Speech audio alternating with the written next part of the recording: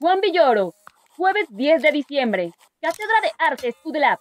9 expertos internacionales, 9 ponencias magistrales, pláticas multidisciplinarias. No te lo pierdas. Cátedra de Artes UDLAP. Dale play a la cultura. Juan Villoro, nacido en la Ciudad de México, condujo el programa de radioeducación El lado oscuro de la luna de 1977 a 1981. Como redactor, ha colaborado en las revistas Cambio, Universidad de México, La Orquesta y Proceso y Pauta, de la cual fue jefe de redacción, así como los periódicos y suplementos La Jornada, 1+1, Diorama de la Cultura, El Gallo Ilustrado, entre otros. Ha sido profesor en Yale, Universidad Pompeu Fabra de Barcelona y Princeton. Juan Villoro, jueves 10 de diciembre, Cátedra de Artes UDLAP. Dale play a la cultura.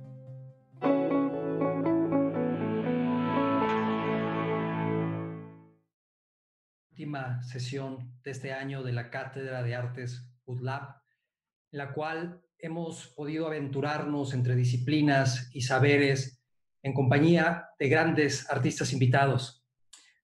Agradezco a todos quienes nos han acompañado en este extraordinario viaje, a nuestros estudiantes y a la comunidad en general, y por supuesto a quienes han hecho posible estas sesiones, empezando por nuestro rector, el doctor Luis Ernesto Derbez, y la extraordinaria Oficina de Rectoría, así como también Capilla del Arte, TV UDLAP y Difusión Cultural, y por supuesto a la Vicerrectoría Académica y el Decanato de Artes y Humanidades por su apoyo.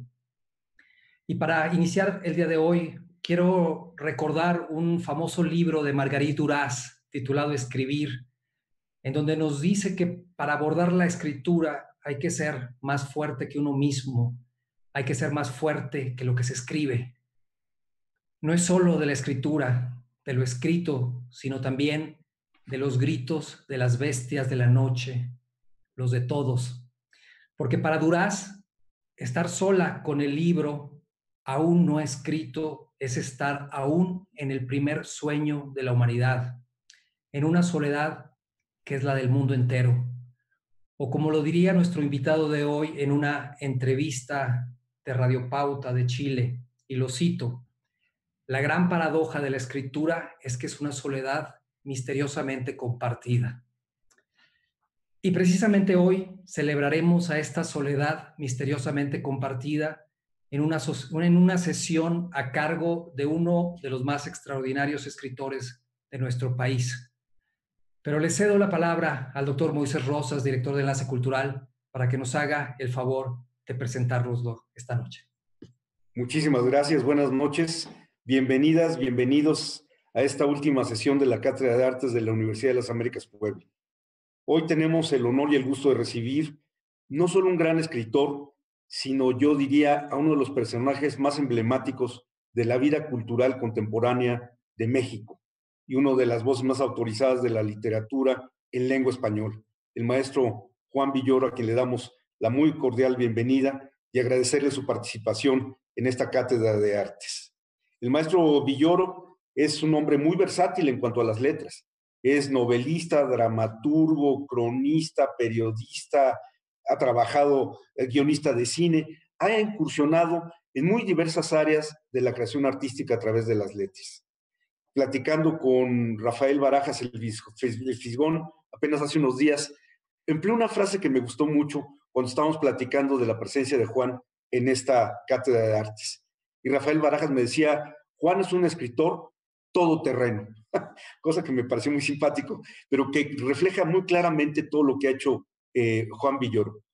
Juan Villoro estudió sociología en la Universidad Autónoma de México, hijo de un destacadísimo y muy querido intelectual en México, que es Luis Villoro, y además hizo cursos adicionales, por ejemplo, con Tito Monterroso, con José Donoso, etc.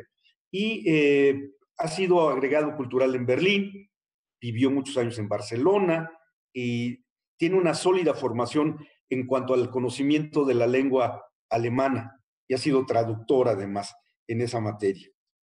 El maestro Villoro, además, ha escrito en muchísimos periódicos, revistas, Nexos, Vuelta, El País, Siempre, El Reforma, y más bien dicho, yo me preguntaría en dónde no ha escrito el maestro Juan Villoro. Es una pluma que está presente afortunadamente en todos lados. Ha recibido muchísimos premios, imposible e innecesario mencionarlos todos. El premio Herralde, por ejemplo, el premio el premio Mazatlán, el premio Ciudad de Barcelona y muchísimos otros premios que han reconocido el talento y la calidad de Juan Villoro y sus textos.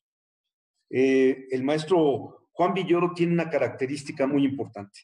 Hay muchos escritores que hacen su mejor esfuerzo por crear una novela, por crear una narrativa, por crear una crónica, y tal vez son leídos sin duda sus textos.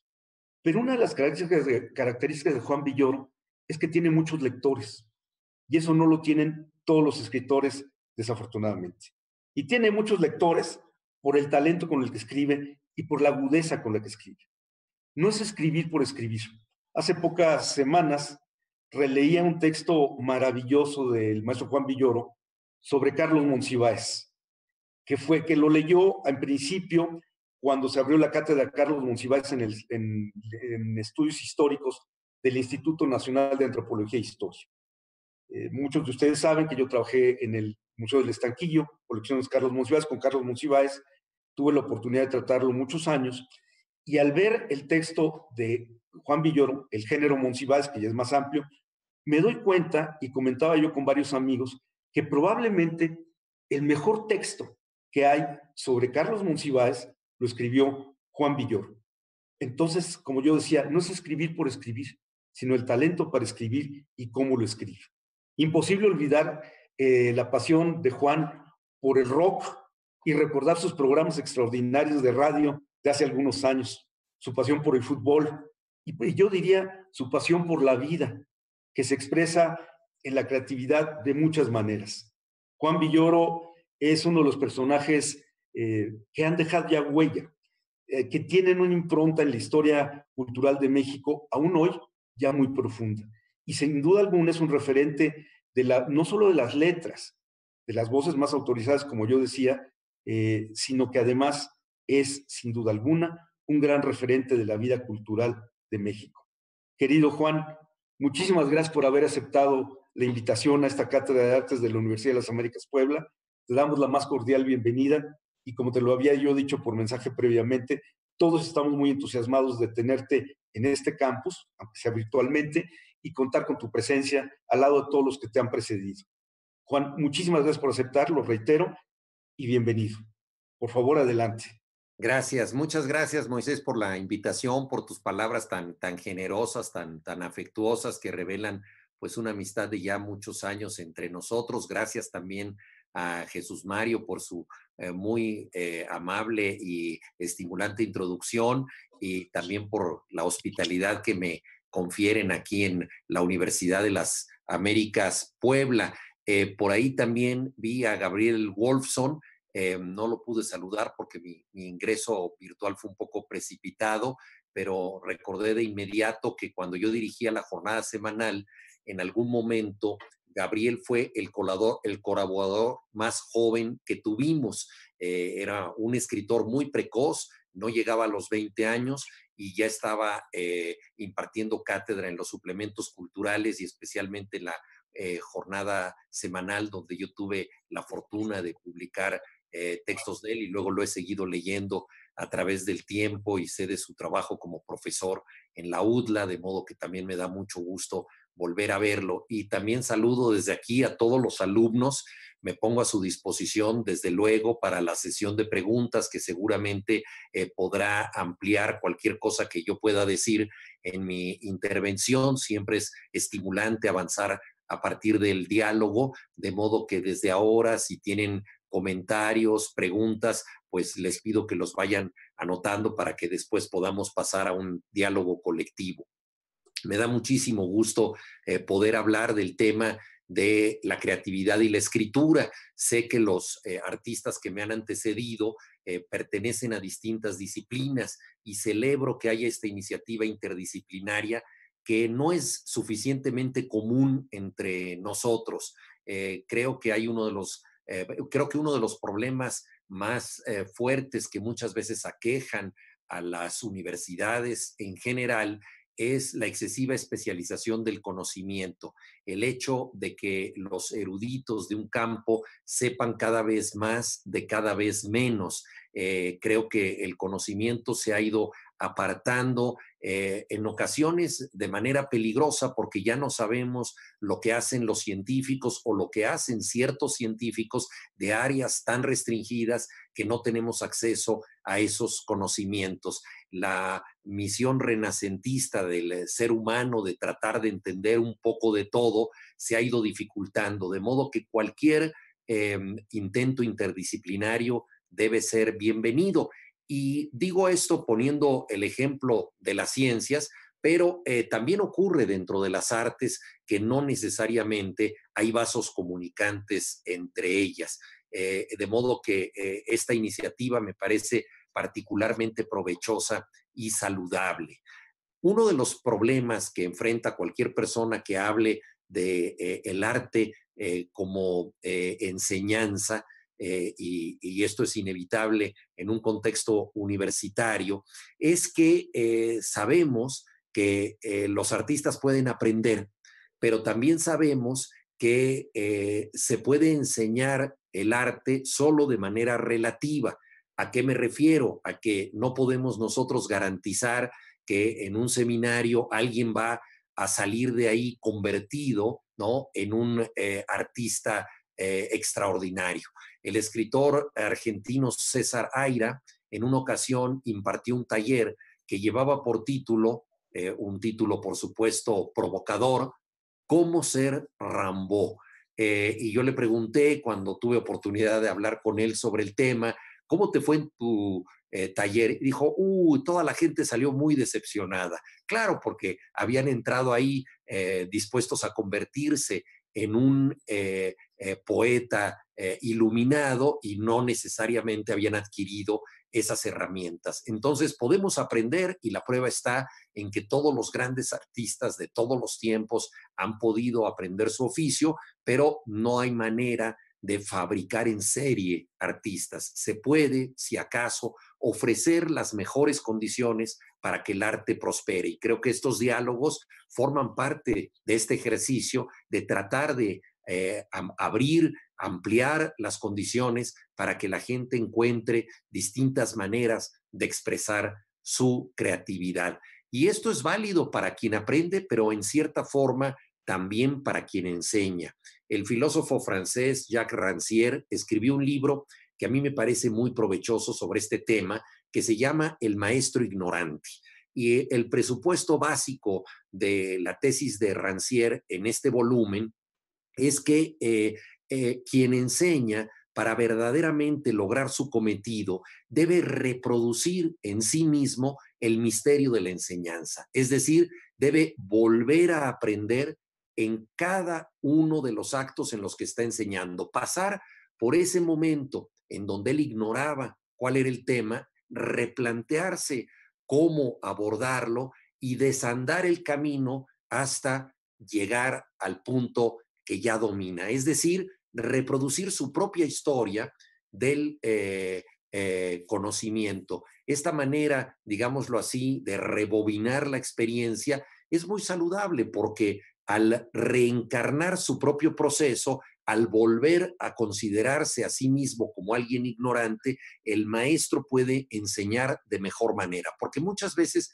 nosotros al hablar con un auditorio damos por supuesto que conoce las cosas que estamos diciendo y damos también por supuesto que nos entiende y ya está familiarizado con ciertos conceptos y no siempre es así. Entonces, esta idea de Rancière nos hace pensar que en el proceso de enseñanza todos somos aprendices, incluido quien imparte la cátedra. Su idea es, pues, no tener un sentido de una pedagogía vertical, sino más bien de una pedagogía horizontal, donde el que primero aprende es el propio maestro. Cualquier enseñanza artística tiene como una de sus tareas fundamentales el entrar en contacto con los materiales. Yo creo que la teoría es siempre muy bienvenida, pero no es la única solución. Hace poco leí una de estas noticias verdaderamente extrañas que son surrealistas y que hablaba de una persona que aprendió a nadar por internet y estuvo a punto de ahogarse aquí en la costa del Pacífico, en México. Ustedes se podrán imaginar el pobre hombre que estaba ante un tutorial de internet haciendo brazadas imaginarias en el arte, llegó al mar y pues se lo llevó una ola y casi se muere, ¿no? Entonces pasa más o menos lo mismo con la enseñanza exclusivamente teórica del arte, ¿no? Es como aprender a nadar por internet. Necesitamos el diálogo con los materiales por una razón que suena un tanto esotérica, pero que creo que han comprobado todos aquellos que han ejercido un oficio artístico, y es que toda materia artística tiene su propia lógica y tiene su propia razón. El escultor, ante el bloque de mármol, debe descifrar una figura, puede tenerla en la mente, pero solo en la resistencia que le produce el mármol, en ese diálogo con el material, logra su cometido. Y esto es un aprendizaje. El primer bloque que tiene a su disposición, evidentemente lo desafía de una manera que quizá lo derrota. Y lo mismo sucede con la lucha ante las palabras o la puesta en escena, el manejo del cuerpo en la coreografía, todas las distintas disciplinas de las que se ha hablado en este curso que hoy me toca concluir. Entonces, el diálogo con los materiales es fundamental, y en la escritura, por supuesto, esto tiene que ver con el ejercicio de las palabras. La mejor manera de aprender a escribir es escribiendo, no hay duda al respecto, pero todo escritor en ciernes y todo artista en ciernes tiene necesariamente un antecedente. ¿Por qué se nos ocurre de pronto pensar que somos capaces de hacer una película, de componer una canción, de escribir un cuento? ¿Qué es lo que nos llama? Y uso la palabra llamado porque efectivamente en muchas lenguas la vocación, incluso en la nuestra, tiene que ver con esto, ¿no? La vocación viene de esa voz que nos llama a nosotros. En inglés decimos calling, en alemán Ruf, llamado. Algo nos llama hacia el arte. Bueno, eso creo que no viene por inspiración divina, difícilmente es producto de un contacto con las musas. Viene generalmente porque hemos tenido algún tipo de antecedente como espectadores del arte. Fuimos a un concierto, oímos un disco, vimos una película, leímos un libro, algo nos tocó de manera especial que nos hizo saber que en ese contacto había una predestinación. El escritor, nacido en Rusia y luego también escritor en la lengua inglesa, Vladimir Nabokov, decía que la prueba más indiscutible de que estamos ante un hecho estético es cuando sentimos un escalofrío en el espinazo. Es algo irracional, no sabemos muy bien por qué eso nos toca, pero nos toca, algo nos conmueve. Y yo estoy convencido de que la inspiración, más que un soplo divino que toca al artista, es un efecto que toca a quien percibe el hecho estético. Cuando oímos una cantata de Bach o cuando vemos un cuadro de Matisse, de pronto sentimos que eso estuvo inspirado, pero lo sentimos nosotros. Es un diálogo con el objeto que estamos percibiendo. Entonces, en algún momento nosotros hemos sentido eso, y quienes se han inscrito a este curso seguramente han pasado por esa experiencia, y decidimos también nosotros, sin ninguna preparación, tratar de hacer algo. Entonces, ya sea que estemos en el campo de la danza, de la música, de la literatura, elegimos algún modelo o nos dejamos guiar, estimular por algún precedente. Esto es absolutamente decisivo. No nacemos solos al arte. El arte tiene algo que estuvo ahí antes de nosotros y que nos comunicó de alguna manera que ese camino también podía ser viable para nosotros, aun y cuando no tuviéramos preparación alguna. Entonces, en este contacto inicial, somos básicamente público, somos básicamente espectadores, y creo que no hay que olvidar eso. Muchas veces el artista, ya entronizado como una persona que ha tenido éxito, que cuenta con su propio público, suele olvidar que también él ha sido, y en el fondo, toda su vida, continúa siendo público, testigo de las artes, aprendiz de lo que hacen los otros. Y lo menciono porque creo que no hay artes individuales. Por más que un artista sea original y desarrolle una tendencia inédita, todos provienen de algún lugar. No hay manera de pensar que alguien ha hecho una experiencia artística desvinculada de la tradición, desvinculada de su momento, de los lenguajes que otros practicaron antes que ellos. De modo que es decisivo reconocer desde el principio que tenemos influencias y que no actuamos en soledad. La escritura no necesariamente es un hecho profundamente singular. Incluso algunos de los más grandes escritores, dueños de una gran originalidad, como Jorge Luis Borges, han postulado siempre que la literatura se ejerce a partir del diálogo con los otros, de las voces que muchas veces provienen de los difuntos escritores que pertenecieron a otras épocas y con los que dialogamos para hacer nuestra propia obra. Por eso el poeta y ensayista francés Paul Valéry pudo decir: originalidad, cuestión de estómago.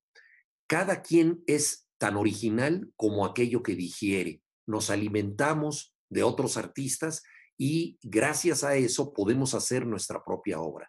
Por eso yo creo que es esencial como estímulo de la creatividad, no solo al principio de una trayectoria, cuando somos ante todo público, cuando somos lectores, espectadores, más que creadores, no solo en ese momento, sino siempre, el estímulo de los otros, ese diálogo continuo que debemos mantener. Creo que para un escritor leer es tan importante como ensayar para una bailarina o entrenar para un deportista. Es un ejercicio mental que no puedes dejar de realizar, y sobre todo leer a los demás, no solo releerte a ti mismo, porque eso te lleva a un solipsismo verdaderamente absurdo. Y sobre la lectura, me gustaría adelantar algunas cosas, porque cuando estamos en el proceso de aprendizaje y empezamos a leer, inevitablemente solemos tener mal gusto, lo cual me parece muy legítimo.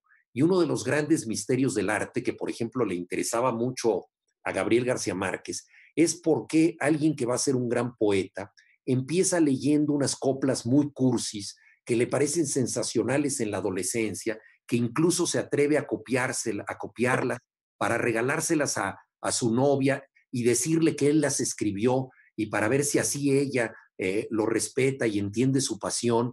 Entonces él finge que es Gustavo Adolfo Bécquer o finge que es algún escritor, no sé, de la tradición Juan de Dios Pesa, escritores que hoy consideramos interesantes, pero un tanto cursis, y con eso nosotros nos conmovemos y conmovemos posiblemente a los demás.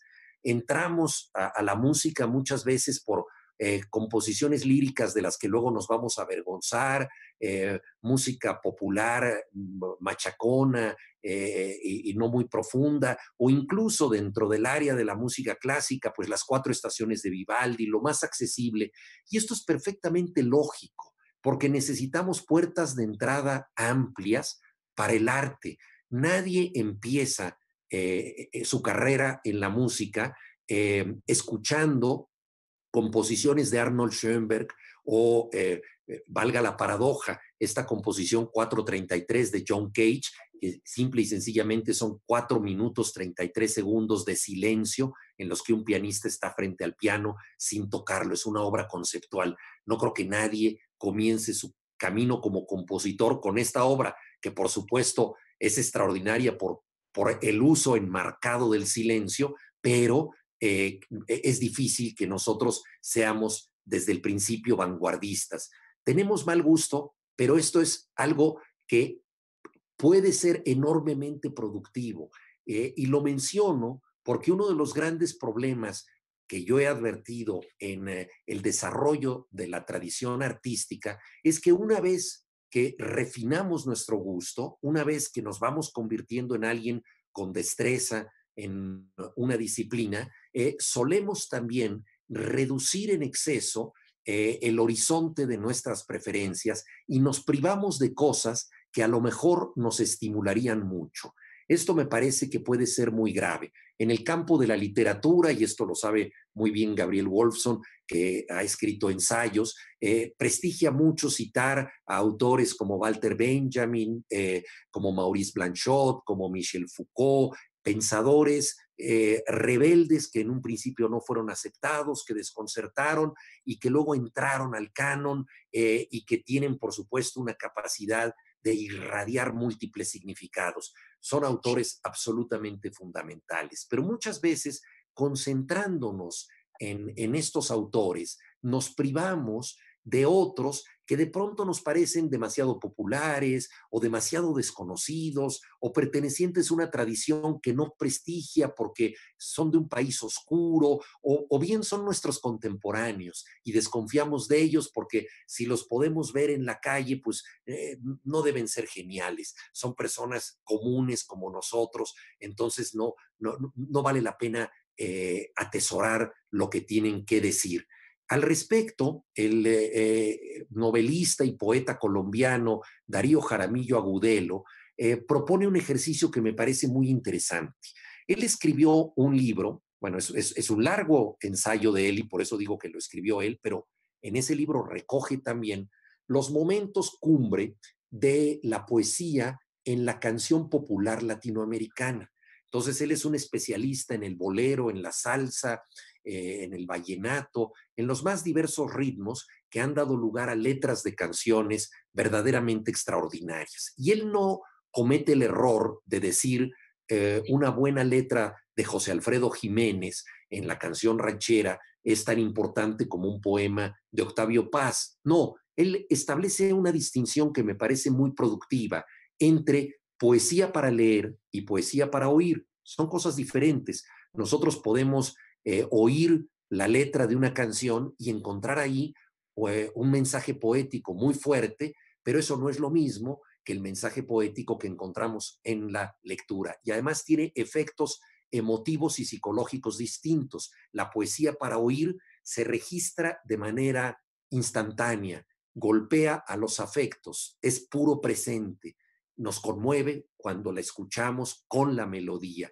En cambio, la poesía para leer demora su efecto, está tamizada por la razón, pasa por otro momento cognitivo. Entonces son dos campos diferentes, pero ambos bastante válidos. Y entonces propone un ejercicio, Darío Jaramillo Agudelo, que es el siguiente. Dice, cuando yo hablo con escritores y le pregunto por sus gustos, todos me hablan de gustos excelsos, ¿no? Y ustedes lo habrán visto seguramente si tienen la curiosidad de leer esas entrevistas que se hacen muchas veces a fin de año a los escritores, ¿qué estás leyendo? ¿No? Entonces los escritores dicen, estoy releyendo el Ulises de James Joyce, estoy leyendo la última novela de Coetzee o de Margaret Atwood. Entonces mencionan libros que los hacen ver bien, ¿no? Libros de gente culta, libros sofisticados, y rara vez hablan de que están leyendo un bestseller o de que están leyendo la biografía de un beisbolista o que están leyendo el periódico o crónicas de nota roja que les interesan por quién sabe qué razón, o textos pornográficos con los que van a hacer una novela. Rara vez caen en pecado de sinceridad. Entonces nos cuidamos mucho, ¿verdad?, de decir en nuestra propia disciplina qué es lo que nos hace ver bien. Y el ejercicio que propone Darío Jaramillo es el siguiente: pregúntale a un escritor no lo que le gusta de literatura porque va a fingir, pregúntale lo que le gusta de música. Y ahí de pronto se va a soltar y va a decir, mira, a mí me encanta Timbiriche, fui a una boda y resultó que me sabía todas las canciones de memoria, no sé en qué momento me las aprendí, pero estuve bailando canciones de Timbiriche. Y por cierto, el sábado voy a ir a la UFUNAM y voy a ir a Shostakovich, y entonces sin ningún prejuicio hablan de la Quinta Sinfonía de Shostakovich, el gran compositor soviético, y al mismo tiempo de Timbiriche, no tienen prejuicios, y lo que dice Darío Jaramillo, dice, hay una amplitud que permite entender mejor la personalidad de esa gente porque se está sincerando sin tener que posar, ¿no? Entonces, este ejercicio me parece muy interesante porque en ocasiones, en la medida en que vamos aprendiendo, nos vamos limitando a lo que consideramos que es útil, que es necesario, que es prestigiado leer, y nos alejamos de lo más importante, que debe ser la curiosidad y el placer del texto, la necesidad de leer cosas diversas. Por eso creo que algunos de los mejores escritores le deben mucho a haberse metido en campos extraños, por ejemplo, extraños para un escritor que se pretende culto.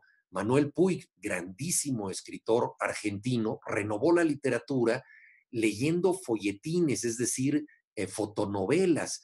Era un experto en la radionovela, la telenovela y el cine, pero sobre todo el cine romántico de la gran época de Hollywood de los años 40 y 50.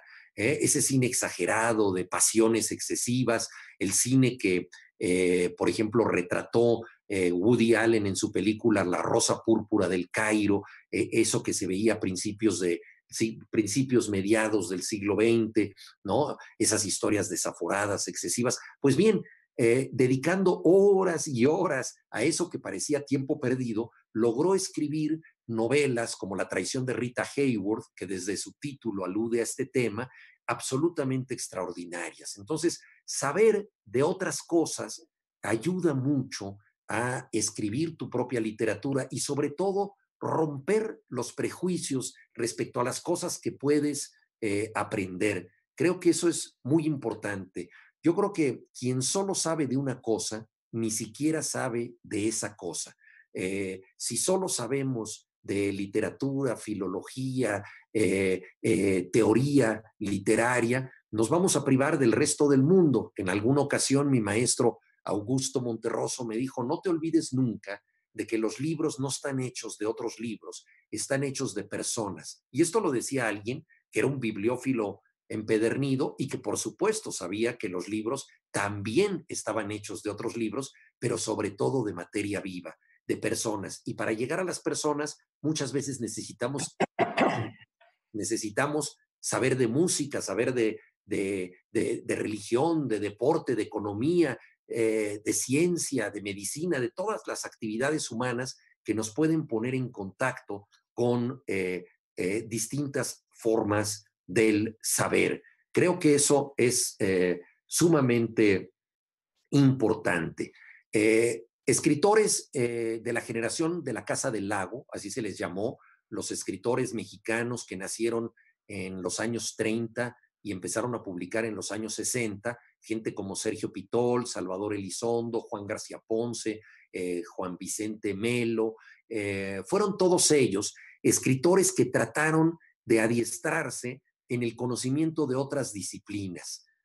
Salvador Elizondo practicó la pintura, escribió de cine, también hizo guiones, filmó películas, se interesó mucho en el chino, aprendió bastante de esa lengua y todo esto le sirvió para escribir su literatura. Sergio Pitol tradujo libros de 5 lenguas diferentes, fue un experto en ópera, en música, en pintura, escribió también bastante de pintura. Juan García Ponce probablemente fue el principal crítico de artes plásticas de la segunda mitad del siglo XX y Juan Vicente Melo fue el principal crítico de música clásica durante mucho tiempo en México. Entonces, esta generación buscó de manera muy deliberada esto que yo decía antes, el vínculo interdisciplinario. Hoy en día, esto de alguna manera se ha perdido. No es muy frecuente que la gente de mi gremio vaya a museos o sepa de danza o se interese en la pintura. Hay, por supuesto, escritores que han cultivado con enorme éxito la crítica de artes plásticas, como de mi generación, Jaime Moreno Villarreal, Alberto Ruiz Sánchez, Alberto Blanco y muchos otros. Pero no es la norma que haya estos vasos comunicantes. Ni siquiera es común que los que escriben narrativa, por ejemplo, asistan al teatro. En una ocasión me encontré a Víctor Hugo Rascón Banda, gran dramaturgo y crítico teatral, en un estreno, y me dijo: oye, Juan, yo a ti te he visto muchas veces en el teatro, me parece muy raro. Y en una nota de la revista Proceso mencionó que como una rareza que se había encontrado a un narrador en una obra de teatro, como si fueran campos totalmente distintos. Yo he escrito teatro y he escrito narrativa, pero en aquella época solo escribía narrativa y me gustaba mucho el teatro. Pero lo menciono porque creo que todos estos vasos comunicantes, y por eso es tan importante este curso, ayudan a que las distintas artes se relacionen. Y dentro de cada una de las artes, creo que también apreciar un modo artístico desde distintas perspectivas ayuda mucho. En una ocasión le preguntaron al compositor argentino Daniel Barenboim por qué, si él era ante todo un director de orquesta, se empeñaba de pronto en componer, en dar clases de música, en dar recitales de piano, en dar conferencias, etcétera. Y él dijo: porque si no fuera compositor, si no fuera pianista, si no fuera maestro, si no fuera conferencista, no entendería la música lo suficiente para ser director. Es decir, que ver una misma disciplina desde distintos ángulos potencia aquel ángulo que haces mejor. Yo creo que no todos escribimos con destreza en todos los géneros, pero quien puede practicar con cierta fortuna la novela, el cuento para niños, la poesía, el guión de cine, los distintos géneros posibles, en cada uno de ellos puede encontrar estímulos y puede utilizar trucos de los otros géneros. Entonces yo creo que esto es muy, muy válido. Citaba Moisés en su introducción a Carlos Monsiváis, a quien él conoció también, y Carlos Monsiváis fundamentalmente fue un cronista, pero si ustedes leen con atención sus crónicas, advertirán que todas ellas son una especie de síntesis de distintos géneros literarios, porque tienen trozos que a veces parecen microrrelatos. Cultiva el ensayo, cultiva la memoria, porque está hablando de cosas personales en ocasiones, incluso la dramaturgia, porque ofrece diálogos muy calculados para lograr un efecto dramático. Entonces, esta mezcla de géneros se ejerce en función de uno que los domina a todos, que en este caso es la crónica. Por eso yo escribí un ensayo que se llama El género Monsiváis, porque creo que él logró hacer un género que sintetizaba todos los géneros a través de la crónica. Y es un ejemplo de cómo manejar distintas variantes del arte te permite potenciar aquella en la que te quieres especializar. Ahora, una vez que empezamos nosotros a escribir o a cultivar cualquier disciplina artística, enfrentamos un problema que yo creo que no nos va a abandonar en toda la vida: la tensión entre la destreza y la sinceridad, es decir, entre la dificultad y la espontaneidad. Todo artista tiene una pulsión de ser sincero, expresar lo que lleva adentro, hacerlo de primera intención, poder decir las cosas en forma directa, no contaminada, pero al mismo tiempo domina una disciplina y tiene que ejercer esa sinceridad conforme a un oficio. Y a medida que va adquiriendo el oficio, puede caer desde luego en la tentación de fijarse más en el oficio que en aquello que quiere decir. Es decir, ponerse más al servicio de la dificultad que de la franqueza expresiva. Algo perfectamente lógico, porque a medida que tú vas teniendo destreza, puedes tener la tentación de ser un virtuoso. Y ha habido grandísimos escritores que han cultivado precisamente el virtuosismo. Góngora no sería el poeta que es sin ese virtuosismo tan notable que ahora hablamos de gongorismos, un maestro del barroco. Góngora era, digamos, su lema podía ser antes muerto que sencillo. La complejidad era para él todo, ¿no? Maestro absoluto del barroco. Y esto ha llegado hasta muy cerca de nosotros con el neobarroco, ¿no? Con escritores del siglo XX como Severo Sardú, Lezama Lima, o en México, Daniel Sada, un escritor de mi generación, ya desgraciadamente fallecido. Entonces hay artistas que construyen complejas catedrales y que esa es su sinceridad. Es decir, ellos encuentran la franqueza a través del rodeo. No van a decir algo de manera directa porque sería para ellos demasiado simple. Ellos encuentran que el rodeo es la manera de ser sinceros y así se expresa. Pero en ocasiones esto se convierte en algo meramente artificioso y es ahí donde tenemos que tener mucho cuidado. Escritores tan importantes como Adolfo Bioy Casares, autor de La invención de Morel, el mejor amigo de Jorge Luis Borges, dijo que él repudió sus primeros libros y no permitió que se volvieran a imprimir porque le parecía que los había escrito para lucirse. Era alguien que había leído lo suficiente para decir, escribo bien, domino las formas. Pero dice, eso no es la literatura, no tiene que ver con dominar las formas, tiene que decir con usarlas para decir algo que no se ha dicho. Y eso solo puede ocurrir cuando somos capaces de cierta franqueza, de cierta frescura, de cierta naturalidad. Ahora bien, la naturalidad en el arte es quizá el más complicado de los artificios, porque cuando algo suena perfectamente espontáneo, entonces eso no es que el autor no haya trabajado para que suene espontáneo. Por el contrario, trabajó lo suficiente para que parezca como si se produjera sobre el mismo papel o sobre la página del libro electrónico y nos da esa idea, ¿no?, de que solo puede ser dicho de esa manera. Un ejemplo supremo de esto son los diálogos de Juan Rulfo.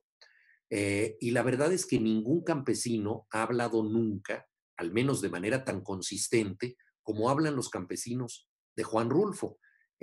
Si lo hiciera, bastaría grabarlos para tener clásicos de la literatura a cada momento. No, lo sorprendente es que Juan Rulfo capta el habla de los altos de Jalisco, pero la reconstruye de tal manera que la convierte en poesía. Y la gran paradoja es que nunca un campesino ha sonado tan genuino como en los diálogos de Rulfo. Es decir, que él logra ese misterio extraordinario del arte, que es la naturalidad artificial. Cómo eso que suena natural es producto de una elaboración, es producto de un rigor artístico que es el que dominaba Juan Rulfo. Por eso a mí me molesta mucho cuando yo leo falsos elogios a Rulfo, en los que dicen, era un hombre que supo oír a sus abuelos y que supo oír a la gente de su tierra y transcribió todo, y cuando ya no pudo oírlo se quedó sin tema y no pudo seguir escribiendo, como si hubiera sido un mero taquígrafo del habla, cuando que alguna persona que enfrente Pedro Páramo o El Llano en Llamas, de inmediato advierte que hay una poesía extraordinaria, decantada, hecha con muy pocas palabras y con esa habla rural que ha sido reformulada de manera maestra. Entonces, en el arte tenemos pues la voluntad de naturalidad y en el caso de Rulfo, esta naturalidad nos da esta ilusión de sencillez. En el caso de Góngora, nos da una apariencia de absoluta complejidad. Pero en ambos casos, lo significativo es que la forma está al servicio del contenido. Es decir, nosotros transmitimos nuestra franqueza en un recurso que se va volviendo útil para nosotros. Entonces, lo complicado es tratar de distinguir en qué momento es el instrumento el que nos sirve a nosotros y no nosotros el que le sirve al instrumento, ¿no? El compositor que solamente quiere hacer un despliegue virtuoso de notas, pues puede lograr un acto de gimnasia musical extraordinario, pero eso no es necesariamente la mejor composición. No se trata de tocar todas las notas, se trata de saber cuál es la nota que se toca. Y en esto, el reverso de nuestro instrumento juega también un papel muy importante. En el caso de la música, esto por supuesto es el silencio, lo mismo que en la literatura, ¿no? Hay un diálogo de Rulfo en donde los personajes llegan al pueblo de Lubina, es un pueblo fantasma, y de pronto se encuentran ante un rumor ensordecedor. Y un personaje dice, ¿qué es eso? ¿Qué es qué? Le responden, eso, el ruido ese, es el silencio. Ese silencio estremecedor que de pronto hemos oído nosotros en algún confín remoto es otra forma del ruido y es lo que respalda lo que hacemos tanto en la música como en la palabra. Debemos saber callar, debemos permitir que las cosas no sean completamente dichas por nosotros, que en ese silencio puede intervenir el lector para completar lo que estamos diciendo, para gozarlo, para sufrirlo. Y esto tiene que ver también con el manejo de la emoción. Una de las cosas más interesantes del arte es que produce emoción, nos hace llorar. El arte es un medio para transformar el dolor y las lágrimas en música, en palabras, en poesía, ¿no? Entonces, hablaba yo del escalofrío en el espinazo que nos provoca el hecho estético. Entonces, el arte nos conmueve, pero si nosotros digerimos demasiado la emoción y le mandamos el mensaje al lector de que esto es muy triste y todos los personajes están sufriendo mucho, el lector ya no sufre porque los personajes han sufrido por él. Lo que necesita el lector es ser él el que sufra. Le presentamos las cosas para que sea él el que saque la conclusión y diga, caray, pobre gente, lo que les está pasando es inaudito, y sea él el que sufra o sea él el que goce y se emocione hasta las lágrimas cuando dos personas se reconcilian. No necesitamos decir, emocionate, se reconciliaron, ¿no? Ponerle subtítulos emocionales a lo que escribimos. A veces los autores de bestsellers hacen esto porque piensan que tienen lectores demasiado tontos, pero la literatura profunda procura dejar el efecto emocional en manos del lector. Entonces, en esta disputa entre la dificultad, la destreza que vamos adquiriendo con el tiempo y la necesidad de expresar a través de ella la franqueza, la emoción, hay que tener estos equilibrios adecuados, que por supuesto es muy difícil calibrar porque no hay reglas ni hay dosis que te puedan decir, pues tienes que usar 15% de destreza, 10% de emoción y así sucesivamente. No hay fórmulas para esto, pero creo que es importante que cada uno de nosotros sepa lidiar con eso. Uno de los grandes problemas de la creatividad es que a veces consideramos que lo que más se nos dificulta es lo más importante. Y esto creo que puede ser trágico. Yo tengo un conocido que era un gran pintor abstracto, y era abstracto porque tenía enorme dificultad para ser figurativo, como tantos pintores abstractos. Entonces, precisamente porque ese material se le resistía, decidió pasarse al retrato y convertirse en un pintor figurativo, y la verdad es que demostró que tenía demasiada dificultad y que no la había superado. Pero él en lo personal estaba convencido de que porque eso era más difícil, era mejor. Y no necesariamente esto sucede, no necesariamente la dificultad es prueba de que eso es más alto para nosotros. Hay ciertas cosas que se nos facilitan y en las que logramos ser más profundos. Entonces también ahí es bueno que establezcamos un equilibrio, ¿verdad? No pensar que lo difícil necesariamente es lo profundo. Creo que esto es algo importante para todos nosotros. Del mismo modo en que la experiencia emotiva que tenemos nosotros al crear tampoco es un indicio de si nuestro texto es bueno o nuestro texto es malo.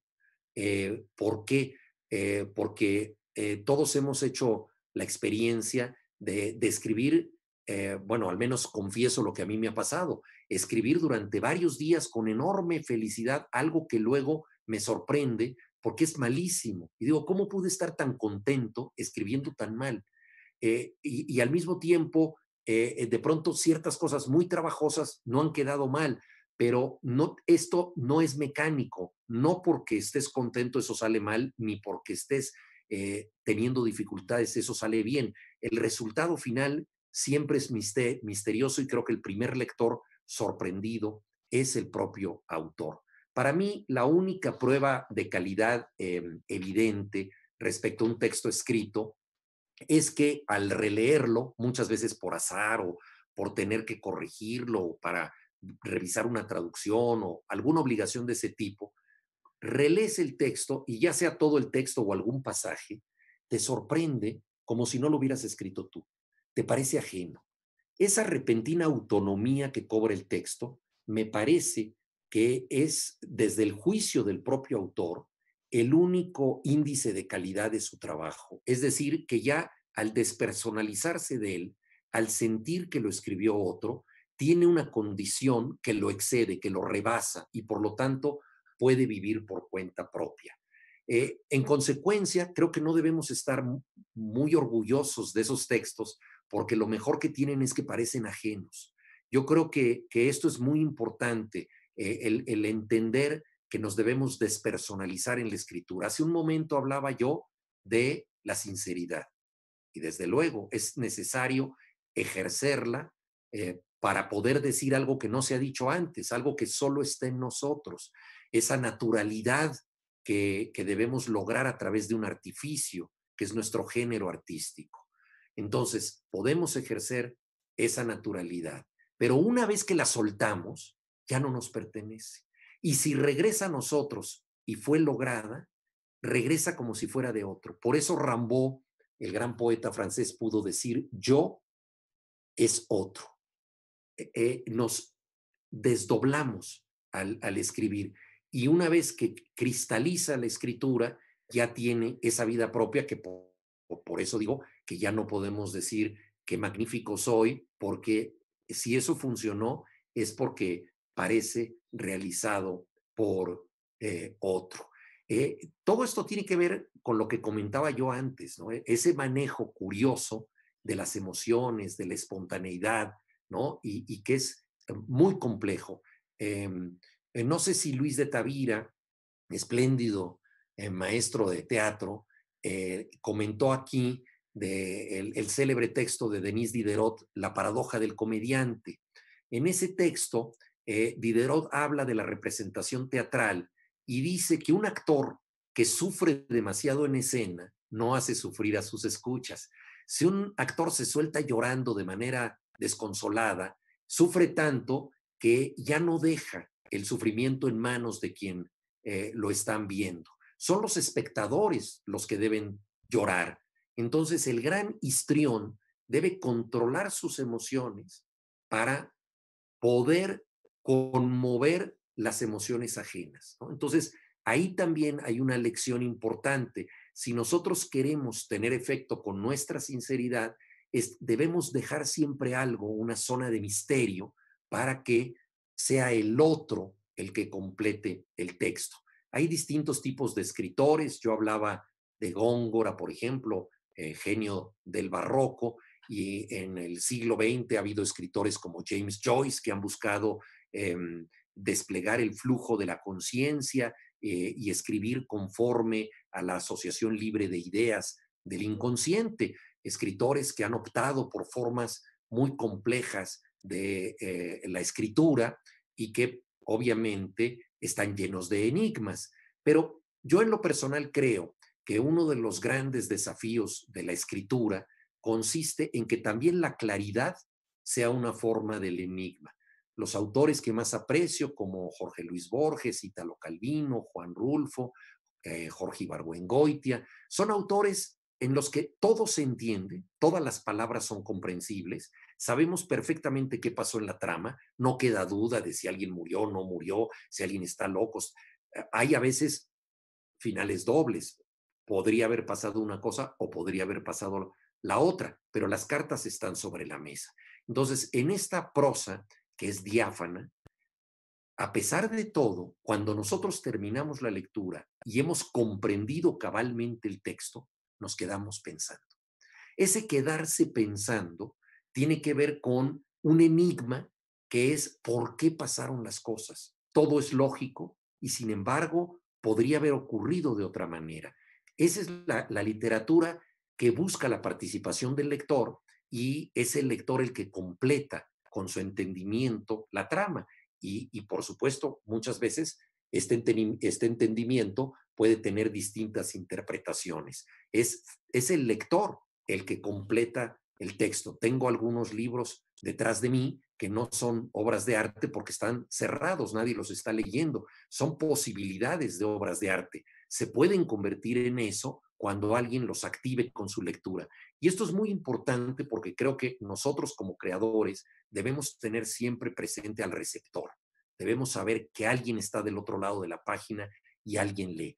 Y entonces ya sea que optemos por una estética de la complejidad manifiesta, todas las estéticas son complicadas, porque decía yo, no hay mayor artificio que la naturalidad, pero una complejidad manifiesta, ¿no? Como la de James Joyce, o bien una complejidad encubierta, como la escritura de Ítalo Calvino o Juan Rulfo, que puede confundirse incluso en el caso de Rulfo con la oralidad, ¿no? Y muchos lo han hecho. Eh, eh, Tratándose de cualquiera de estos ámbitos, a final de cuentas, quien decide es el lector. Y hay interpretaciones que varían de lector en lector. Los lectores mejoran los textos o los empeoran con su lectura. Por eso, un escritor del siglo XVIII que tuve la suerte de traducir, Lichtenberg, autor de los aforismos que publicó el Fondo de Cultura Económica, se refería mucho al papel de la lectura, al papel activo que tiene. Decía, un libro es como un espejo. Si un mono se asoma a él, no puede ver reflejado a un apóstol. Ya es sabio quien comprende a un hombre sabio. Es decir, que nosotros vemos en el libro lo que llevamos dentro, lo completamos de ese modo. Y nosotros como creadores debemos calcular ciertos efectos para que el texto pueda ser completado. Por eso no debemos digerir toda la emoción ni darla condensada para que el lector entienda, esta es una historia trágica, ¿no? Aunque hay autores que así le ponen a sus libros, ¿no? Una historia trágica o una historia dramática, o como quiera que se le llamen a estas historias más evidentes. Bueno, vamos acercándonos hacia el final y yo creo que una de las cosas más interesantes en la creatividad, en cualquier disciplina, es encontrar métodos para desarrollar nuestra libertad. Y curiosamente, algunos de estos métodos tienen que ver con restricciones. Yo creo mucho en la disciplina, desde luego, como todo oficio requiere de disciplinarse. Estoy convencido de que un escritor no se define por tener ganas de escribir, se define por tener ganas de reescribir, porque cualquier persona puede de pronto sentir la necesidad de desahogarse, de transmitir algo en una carta, de escribir una anécdota sorprendente, pero lo que define a un autor es que eso le parece mal en primera instancia y quiere escribir una versión y otra y otra y otra. Entonces la reescritura, esa disciplina, es absolutamente esencial en el proceso creativo. Y me parece que también es muy importante contar con ciertas restricciones que muchas veces nos imponemos a nosotros mismos. La más conocida de todas las restricciones es la retórica y la métrica. La poesía durante mucho tiempo pudo ejercer su libertad gracias a someterse al cautiverio, valga la paradoja, de la métrica. Porque si tú tienes que escribir los 14 versos de un soneto y tienes que tener ciertas terminaciones, acabas dando con rimas que no habías pensado tener nunca. Solo gracias a la métrica el ser humano se ve forzado a decir ciertas cosas. El gran crítico literario George Steiner dijo una frase que no dejo de mencionar: el hombre acorralado se vuelve elocuente. Cuando estás entre la espada y la pared, se te ocurre cualquier cosa para salvarte, ¿no? Y esto es válido para las explicaciones que de pronto le tienes que dar a tu pareja cuando estás en una situación complicada, o lo que tienes que hacer para salvarte de un asalto o para conservar el puesto o lo que sea. El hombre acorralado se vuelve elocuente. Y la métrica es una forma del acorralamiento. Pongamos un ejemplo de la poesía mexicana. Ramón López Velarde escribió un poema en versos alejandrinos, es decir, en versos de 14 sílabas, y decidió que fueran rimando en pares.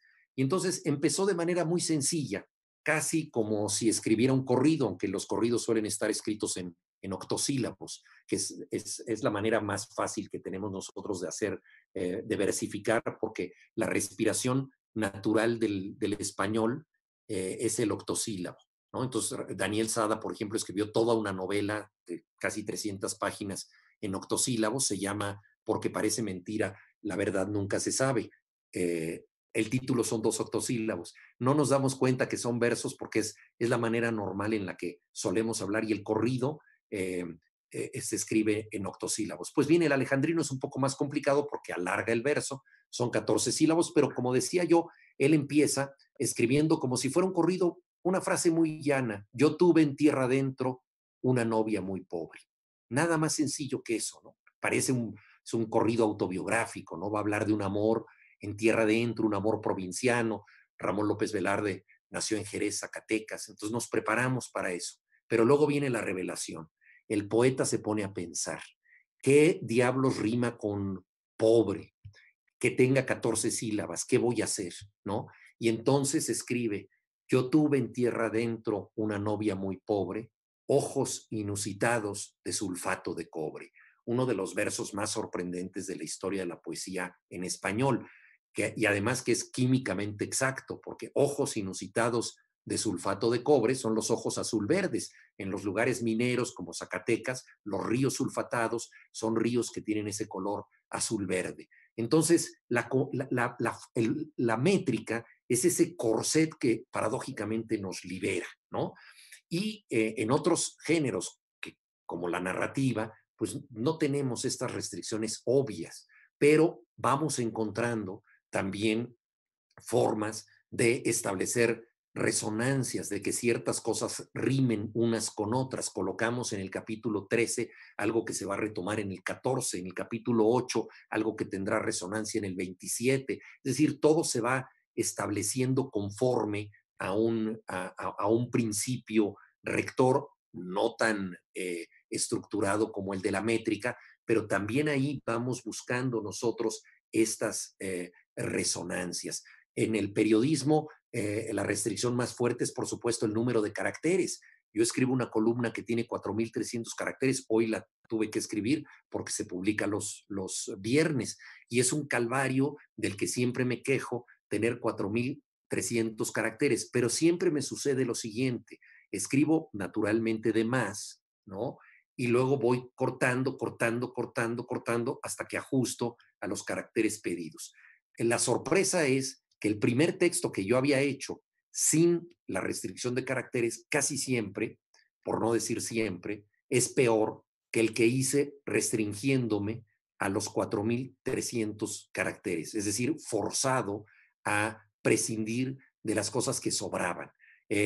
Por supuesto que en una novela no hay un número de caracteres fijo, ¿no? Si yo pudiera ir al cielo y hacerle a San Pedro la consabida pregunta que se supone que tienes derecho a hacer al entrar al cielo, si es que acaso te vas ahí, yo le preguntaría cuántos caracteres tiene mi próxima novela para saber exactamente dónde detenerme, porque ese es uno de los grandes problemas del arte, las limitaciones. Entonces, los obstáculos creativos ayudan a liberarnos, pero también ayudan a no desbordarnos, ¿no? Hay un documental sobre Picasso que me parece muy elocuente a propósito de este tema. Está Picasso pintando y le piden que pinte un minotauro. Ustedes saben que él pintó miles de minotauros, era un maestro de eso. Entonces empieza a crear una obra de arte en tiempo real ante la cámara, pero los camarógrafos no le dicen que se detenga. Entonces llega un momento en que él, pues para cumplir con lo que le pidieron, sigue pintando y empieza a estropear su obra. Nos damos cuenta de cómo Picasso puede destruir un Picasso, porque está pintando de más, ¿no? Entonces también ahí las restricciones nos ayudan, por un lado, a liberar efectos que no pensábamos lograr, y por otro lado, a limitarnos, ¿no? Los surrealistas buscaron, por ejemplo, detener el papel sensor de la conciencia, hacer escritura automática como la de los sueños, o por ejemplo que una gente escribiera un verso y otra otro, los llamados cadáveres exquisitos, para que se escribiera más allá de la conciencia, para que no hubiera una prenoción de lo que se estaba haciendo. Y así sucesivamente la escritura ha buscado muchas formas de liberarse, pero yo creo que la más eficaz es el rigor, porque es tratar de establecer este equilibrio entre el querer decirlo todo y lo que es necesario para el género que nosotros estamos trabajando, ya sea un poema, ya sea un cuento, ya sea una novela, ¿no? Si quieren, después en las preguntas podemos pasar algunas especificidades al respecto. Concluyo con un par de reflexiones. Una de ellas es que no hay nada más certero en el arte y en la escritura que la incertidumbre. En esto, el principio de incertidumbre es esencial. Yo creo que cuando un escritor está demasiado consciente de sus efectos y demasiado orgulloso de lo que está haciendo, de alguna manera prescinde de ese sistema de alarma que es la inseguridad y ya no escribe tan bien. Yo creo que es muy importante, o escribe bien, pero simplemente se repite, ¿no? Le da cuerda a la misma fórmula de siempre. Yo creo que es absolutamente esencial escribir desde el desconocimiento de uno mismo, desde la incertidumbre. Cada quien tiene métodos para lograr esto. Uno de los que yo he aplicado, no necesariamente con éxito, y quizás se trate más de una superstición que de un método, es pasar de un género a otro para no escribir con el impulso adquirido que ya tengo en el género anterior. Si escribo un cuento y luego escribo otro cuento, a lo mejor se parecen demasiado, pero si escribo un cuento y tengo que escribir un ensayo sobre otro autor, pues entro en una tesitura tan diferente que difícilmente me repito. Al menos eso es lo que yo pienso. Pero esta incertidumbre es muy importante. Por lo tanto, no dejamos de ser aprendices. Vuelvo a lo que dije al principio. Es siempre algo nuevo. La página en blanco es un desafío que nunca hemos tenido, porque esa página en blanco es diferente a todas las anteriores. Podemos haber escrito mucho, pero siempre debemos recordar lo que decía Thomas Mann: la diferencia fundamental entre alguien que redacta un texto y un escritor que se dedica vitalmente a eso es que al escritor le cuesta más trabajo, porque el escritor ante la página en blanco enfrenta siempre ese desafío de decir, a ver, voy a empezar, era una noche de verano, no, qué tontería, eso suena muy común. Hacía mucho frío, no, pero la verdad no estoy seguro de si hacía frío o no hacía frío. Entonces te empiezas a plantear tantas dudas que todo resulta complejo, y bueno, y esa es la gracia, ¿no? Todas las cosas que valen la pena son difíciles, ¿no? Eso fue lo que Tito Monterroso me enseñó en su taller, que escribir era muchísimo más complicado de lo que yo pensaba y por lo tanto mucho más valioso, que yo me conformaba con subir a un pequeño cerro como el Cerro de la Estrella y ver desde ahí la vista, y él me demostró que la literatura es el Everest, esa montaña que según los expertos sigue creciendo, y desde ahí se puede ver no tu ciudad, sino el techo del mundo. Entonces, si acaso logras llegar hasta arriba, pues la vista que puedes observar vale la pena. Y volviendo al tema de la inspiración, concluyo con algo que me parece muy necesario para todos nosotros: no creer en ella. Si acaso la sentimos alguna vez, pues será una sensación agradable, pero más bien esotérica, más parecida a jugar con la ouija. Yo creo que el nombre profano de la inspiración es curiosidad. Eso es lo que podemos ejercer nosotros. No todo mundo tiene la curiosidad. Es una pasión de algunas personas que en cierta forma han sido elegidas para algo, y yo creo que han sido elegidas para el arte, porque el arte tiene que ver con la curiosidad, con indagar lo que se puede hacer con un método de trabajo, con materiales, con las demás personas. Esa curiosidad es absolutamente esencial. Hay un cuento que dejó inconcluso Italo Svevo, gran escritor italiano, maestro de italiano de James Joyce, que trata del famoso pacto fáustico. El diablo se le aparece al Fausto y le propone lo que desee a cambio de su alma, ¿no? La vida eterna, las mujeres más hermosas, la juventud, la creatividad, lo que quiera Fausto. Y en esta versión del Fausto, que ya es un hombre cansado, se queda pensando el viejo sabio y se da cuenta de que no tiene nada que pedirle al diablo. Ha llegado a un infierno antes del infierno, que es la pérdida de la curiosidad. Por eso yo creo que la madre del arte es justamente la curiosidad, el tener ganas de fisgar, de meterse en algo en lo que nadie se ha metido, de averiguar algo distinto. Esa curiosidad es nuestro principal estímulo. No pensemos en estar iluminados o en estar inspirados, eso no necesariamente llega, pero si nos lo proponemos, todos nosotros podemos ser curiosos. Y el infierno es no tener nada que pedirle al diablo. Muchas gracias. Muchas gracias, muchísimas gracias, maestro, por esta extraordinaria plática. Y ya tenemos muchas preguntas, pero antes de pasar con los estudiantes, quiero precisamente cederle la palabra a Gabriel Wolfson, escritor y profesor de la licenciatura en literatura, para que abra esta sesión de preguntas esta noche. Adelante, Gabriel. ¿Qué tal? Buenas tardes a todos. Bueno, voy a hacer una pregunta rápida, sobre todo si hay muchas preguntas, pues más bien dejarles la palabra a ustedes. Querido Juan, bueno, pues te saludo y te agradezco tus palabras iniciales. Estaba yo pensando que eras uno de los autores que leí con más regularidad y más gusto cuando empecé a escribir, ¿no? Cuando era así un adolescente. Pero ya no sé si decirlo, porque la charla de hoy dijiste que cuando empezamos a leer solemos tener mal gusto, entonces ya no sé si eso sea conveniente o no, pero bueno, no, evidentemente te leí muchísimo, muchísimo y fuiste, bueno, en tus textos, ¿no? Como algunos de los libros más importantes en distintos momentos de mi vida. Me gustaría entrarle justamente por ese punto y que tiene que ver también con algo con lo que empezaste tu charla y la concluiste con la referencia a tu maestro Tito Monterroso. Me parece que ahí, Juan, estabas, digamos, modelando una forma o en fin, un paradigma de la enseñanza, ¿no? Del aprendizaje, que es como el modelo clásico, ¿no? Llamémosle así, el modelo antiguo, ¿no? Pues un discípulo, un maestro, una relación directa, personal, que se vive, pues no sé si día a día, en algunos casos sí, que se vuelve incluso a veces hasta familiar esa relación, ¿no? Y que tiene sus implicaciones, por ejemplo, en el sentido de la autoridad del maestro, que no se discute, o al menos no al principio, ¿no?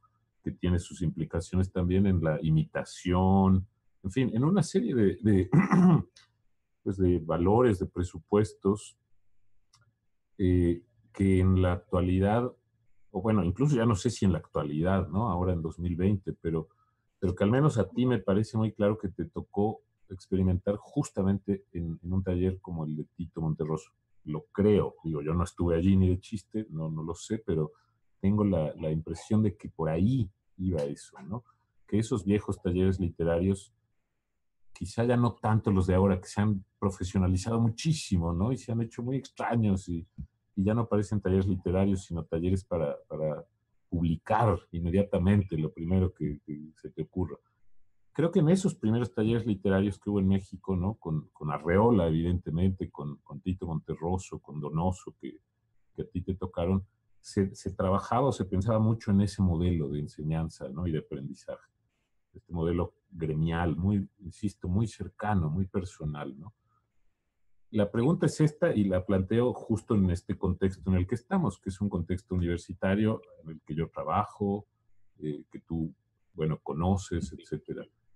¿Es posible pensar en ese modelo para una institución como la universidad? Me refiero en general, cualquier universidad, dada la forma que ha adoptado la institución universitaria en la actualidad, dadas las condiciones actuales, ¿te parece que es mínimamente reproducible o lograble, o estamos hablando como de un modelo que quedó fuera de de este espacio donde nos encontramos, por ejemplo, ahora.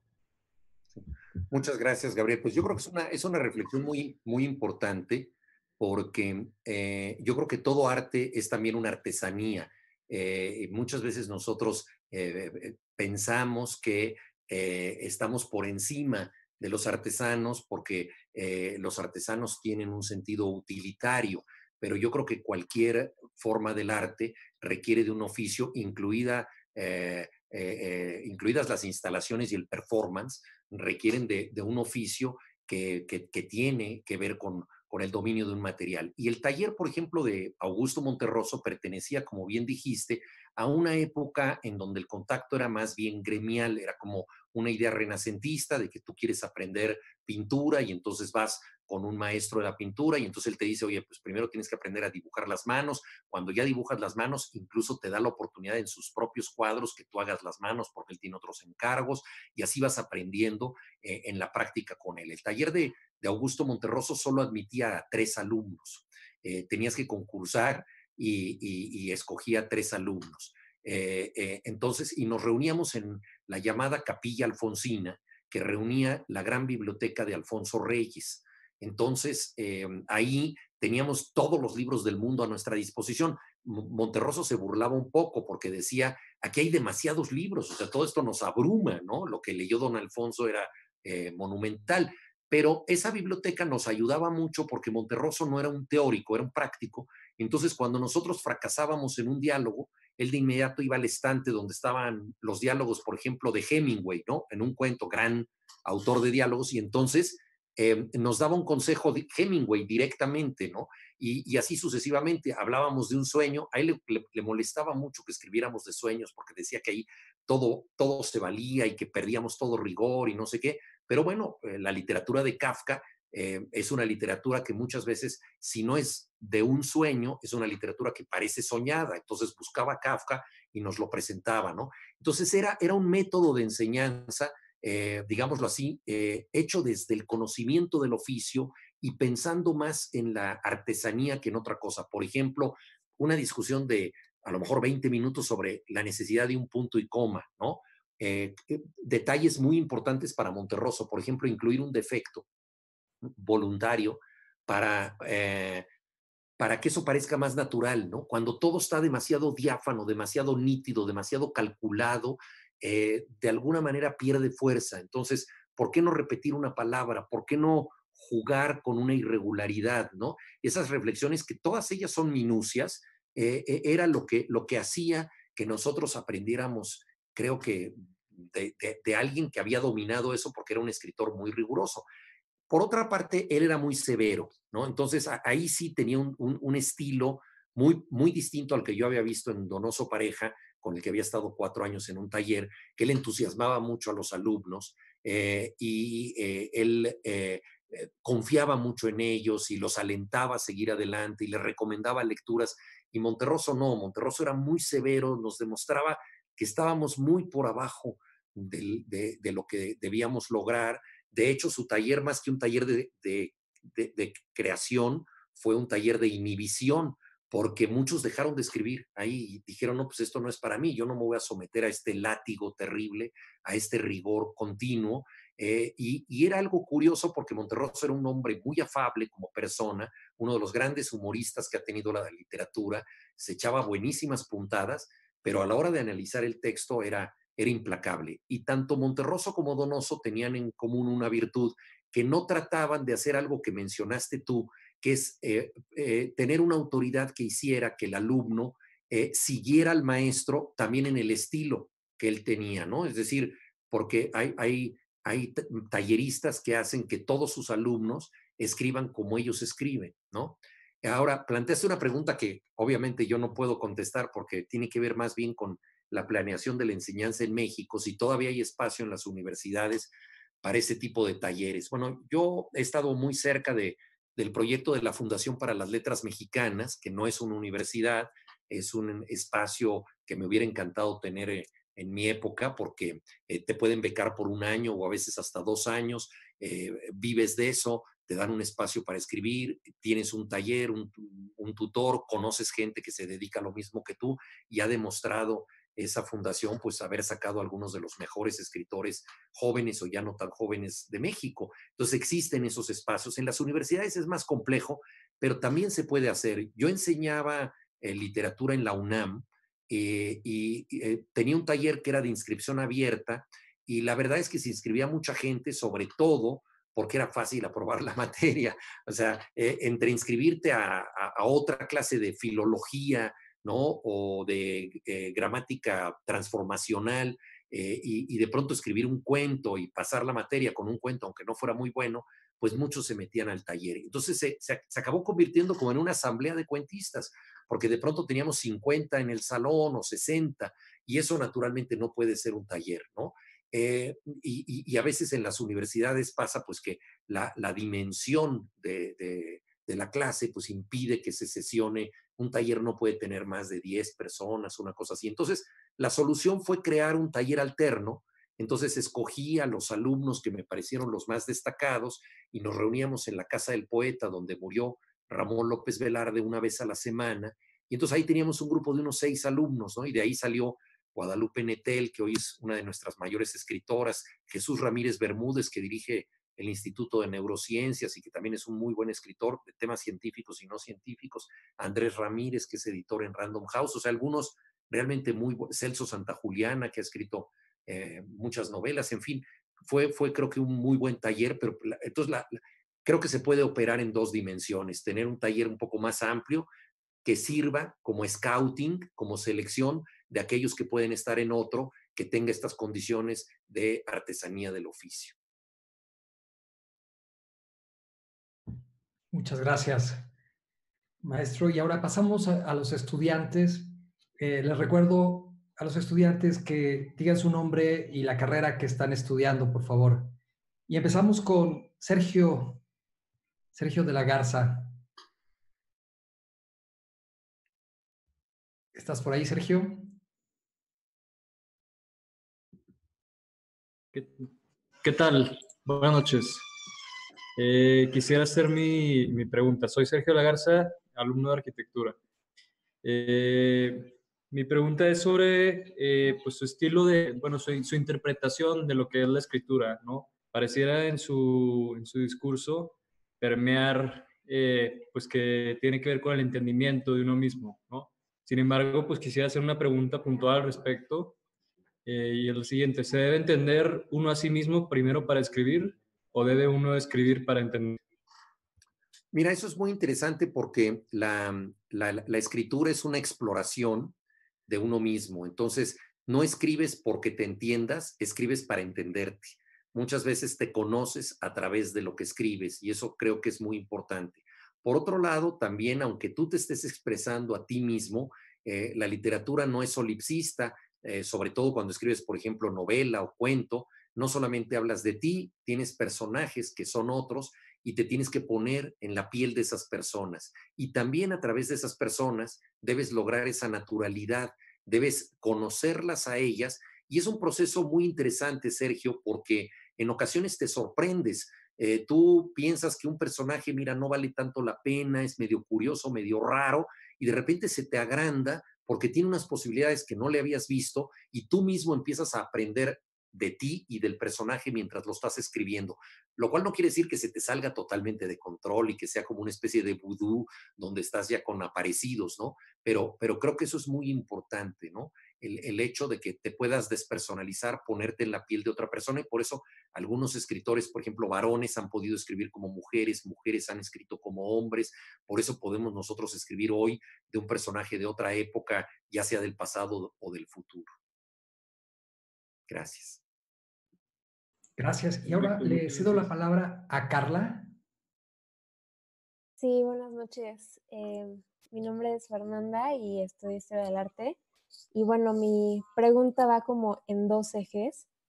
Leí apenas una entrevista en la que mencionas que te encuentras trabajando en una obra de teatro acerca de la contracultura en México. Y bueno, mis preguntas es, ¿cómo ves las posibilidades de la puesta en escena para ti en este confinamiento? Es decir, como sus alternativas y cómo una obra puede ser abordada de esta manera.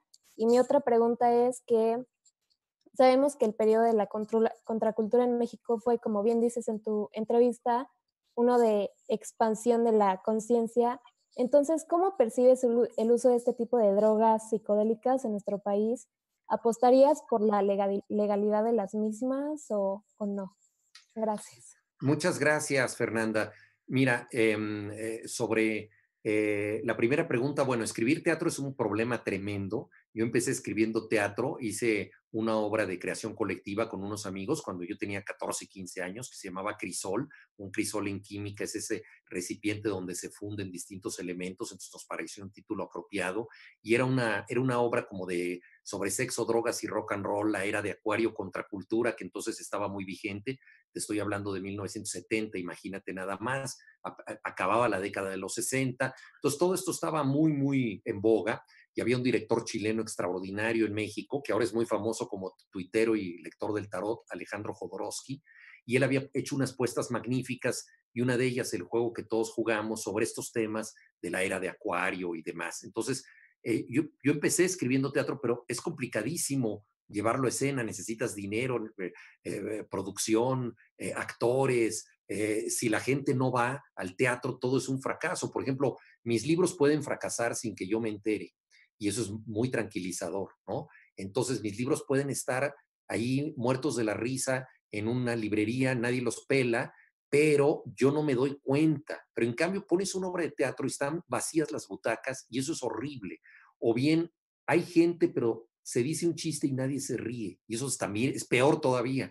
Entonces, la dinámica con el público es tremenda. Entonces, a mí me costó mucho trabajo empezar a hacer teatro. De hecho, yo empecé ya en serio a los 50 años, o sea, empecé muy tarde por las muchas dificultades que había, y también porque me piqué escribiendo otras cosas, pero la puesta en escena es muy compleja, y hoy en día yo creo que es cada vez más importante el teatro, porque lo que más extrañamos en la pandemia son los actos de presencia. Entonces, cada vez el teatro tiene más valor simbólico, pero al mismo tiempo cada vez es más difícil hacerlo. Ahora ha habido algunos ejercicios interesantes de teatro digital. Yo he participado en varios. Algunas obras mías se han puesto en versión digital, que por supuesto es un sucedáneo, pero evidentemente no es lo mismo. Porque el teatro requiere de comunión para que se libere la catarsis, ese momento excepcional en donde lo que dice el actor coincide con lo que siente el espectador, y hay un brote emocional que no te da casi ninguna otra experiencia artística. Entonces, yo creo que ahorita debemos esperar, atesorar esto, y ojalá los teatros se llenen cuando volvamos a ellos, porque creo que los actos de presencia, no solo el teatro, los ritos, las fiestas, abrazar a los demás, las conferencias presenciales, las clases, los talleres, todo lo que tiene que ver con el otro, creo que aprenderemos a verlo con más ganas, ¿no? Solo puede concebir el paraíso quien conoce el infierno, y creo que nosotros ahora podemos concebir paraísos muy interesantes. Uno de ellos es el teatro. Respecto a las drogas, yo creo que han sido muy importantes en la historia de la civilización. El ser humano siempre ha estado en contacto con estimulantes desde los orígenes. O sea, basta que alguien sepa que una planta produce un efecto para que alguien decida audazmente probarla. Y esto siempre ha existido. Y yo creo que una de las grandes lecciones que debemos recibir, entre otras muchas, de los pueblos originarios de México, es que ellos han podido coexistir con plantas endémicas de México, como el peyote, los hongos alucinantes y muchas otras, sin destruirse, teniendo un trato regulado con estas drogas, un trato muchas veces medicinal, religioso y también recreativo. Entonces es un ejemplo, digamos, de cómo tratar esto. Por supuesto que las drogas pueden destruir a la gente, son terribles, causan adicción, y además las drogas se inscriben en el narcotráfico. Entonces, detrás de cada gramo de cocaína, pues hay gente muerta, hay trata de mujeres, hay violencia, asesinatos, tráfico de armas, o sea, una cadena espeluznante. Entonces, un mundo muy complicado, no es fácil de juzgar a la ligera. Yo creo que es una discusión social si se liberan ciertas drogas. Yo no creo que se deban liberar a lo loco todas las drogas y que estemos pachecos ya para siempre. Creo que debemos tener un uso regulado y socialmente aceptado de las drogas. Me parece muy importante la reciente decisión de despenalizar parcialmente la marihuana. Eso me parece muy importante porque es una de las drogas más inocuas, tiene usos médicos, además no se está despenalizando el consumo o el tráfico masivo, sino el cultivo personal en casa o el uso recreativo o médico, etcétera. Entonces, yo creo que hay que tener mucho cuidado con esto. Mi obra de teatro trata de el LSD. Timothy Leary, el gran profeta del LSD, era un científico, doctor en psicología, daba clases en la Universidad de Harvard y él empezó explorando la conciencia con fines científicos y psicológicos. Descubrió que el LSD era muy productivo para liberar la conciencia, para llegar a estados distintos de la mente a los que no accedes de manera común, pero propugnaba por un uso controlado, regulado de esto. Lo acabaron expulsando de la Academia Norteamericana, se refugió en México y estuvo durante 2 veranos en Zihuatanejo. En esos veranos de 1962 y 63, Zihuatanejo se convirtió en la sede mundial de la expansión de la conciencia, la gran reserva mundial de la contracultura. Y Timothy Leary, cuando llegaron a detenerlo y expulsarlo del país autoridades mexicanas, les dijo, ustedes tienen dos posibilidades.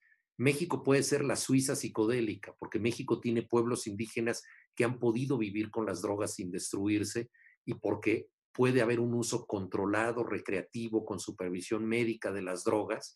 En ese sentido pueden ser como Suiza, que es el gran laboratorio del mundo, pero ustedes para la psicodelia. O bien, si ustedes no lo hacen, todo va a quedar en manos del narcotráfico. Y ya, bueno, sabemos lo que pasó. Entonces, fue un momento muy interesante y por eso me interesó tratar este tema. En la obra yo trato de ver la dimensión utópica, la liberación que puede significar abrir las puertas de la percepción. Creo que es muy arrogante pensar que nosotros entendemos el cosmos tal como es. El cosmos es mucho más complejo de lo que nosotros pensamos, pero también es muy peligroso depender de las drogas. Volvemos a lo mismo, no es lo mismo tener un instrumento que te sirve que estar al servicio de un instrumento. Abrir la mente es una cosa y convertir eso en una adicción es un vicio. Entonces, la mayoría de los pueblos originarios utilizan, por ejemplo, una vez ciertas drogas como rito de iniciación y es absurdo repetir un rito de iniciación, porque el rito de iniciación por definición es una apertura y ya saber cómo es el cosmos de un modo y no de otro. Entonces el problema de la adicción es que buscas repetir eso que no debe ser repetido hasta que te enganchas y estás en una situación tóxica que te puede matar, ¿no? Y mucha gente ha pagado este precio, pues en el mundo del rock, que a mí me gusta tanto, está el famoso Club de los 27, ¿no? La última en ingresar ahí fue Amy Winehouse, ¿no? Es terrible que gente de tanto talento muera de esa manera. Gracias. Y ahora cedo la palabra a Karen. Adelante, Karen. Buenas tardes, mucho gusto. Muchas gracias por su plática, ha sido muy interesante escucharlo. Y bueno, a mí me interesaría mucho saber su opinión y su postura con respecto al lenguaje inclusivo.